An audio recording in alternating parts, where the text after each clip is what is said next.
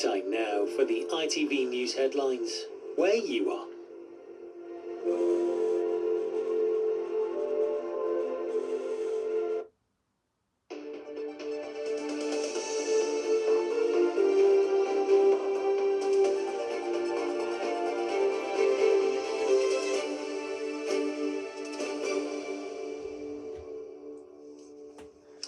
Good evening. The family of a woman described as a vibrant fashion student who died suddenly from a hidden heart condition are working to turn their grief into hope. Poppy Eagle from Washington died unexpectedly at the family home 2 years ago. Her loved ones are now raising funds and awareness to help reduce the risk of sudden cardiac death. Amy Sutton reports.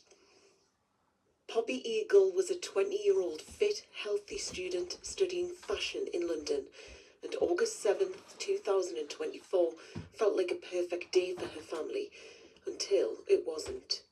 I was in my bedroom and I just heard everybody screaming, and it was a scream that I've never heard before. We started CPR. They tried 7 times to resuscitate Poppy, and I knew, but just weren't ready to give up. Unfortunately, that came, and Poppy lost her life. Poppy had a rare, undiagnosed condition known as CPVT, which caused her heart to suddenly stop pumping blood. A condition which could have been spotted with a simple heel prick test as a baby, allowing her to fulfill her fashion dreams. What did I miss? Poppy sometimes complained of feeling lightheaded, but she worked really hard, and I would say, have you had enough to drink? Have you had something to eat? Why didn't I take her to the GP? I think it's that kind of agony. These conditions are treatable and manageable if we only know about them. Determined to stop other families suffering the same fate, they've set up a foundation to raise awareness of inherited cardiac conditions. Family and friends are raising funds now with a sponsored trek to the heights of Machu Picchu in Peru. A mountain's a good metaphor for grief because it's tackled one day or one step at a time. And I think one of the things that's been important for me is to have that envelope of a safe release for the emotion, for the hurt to come out. The family is so strong. You know what you've been through is just it's inspiring, absolutely inspiring. You know, it's the least I can do to try and push myself to support you. You know, you're amazing.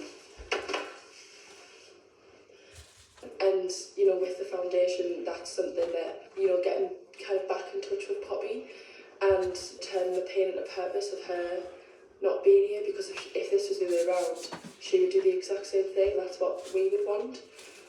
This family then, determined Poppy's life should leave a powerful legacy. Amy Sutton, ITV News in Washington. 2 days, other news now, and police say a man remains missing after reportedly entering the water following an altercation on the Gateshead side of Redhill Bridge last night. The incident was reported to emergency services just before 10 o'clock.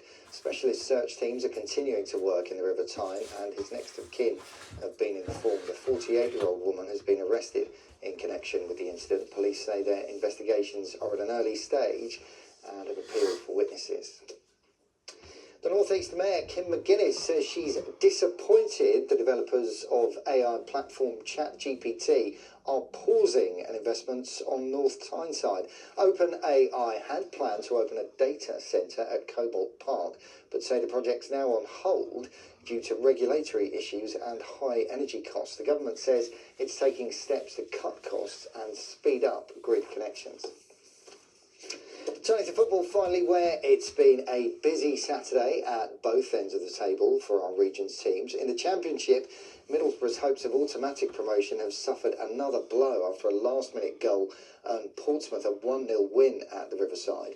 In League Two, Harrogate's hopes of beating the drop also suffered a blow as they were beaten 2-0 by fellow strugglers Newport County. But in the National League, Gateshead have completed their great escape with a 1-0 win against Aldershot Town, while York City have gone 5 points clear at the top with a 1-0 win over Tamworth, their title rivals. Rochdale play later this evening. Hartlepool United, meanwhile, lost 3-0 to Boreham Wood. And that is pretty much it for now. The big question for the time being, though, what's the rest of the weekend weather going to be like? Tori's got the answers on that front for you next. But from all of the weekend team for here, for now, enjoy the rest of your Saturday. Bye.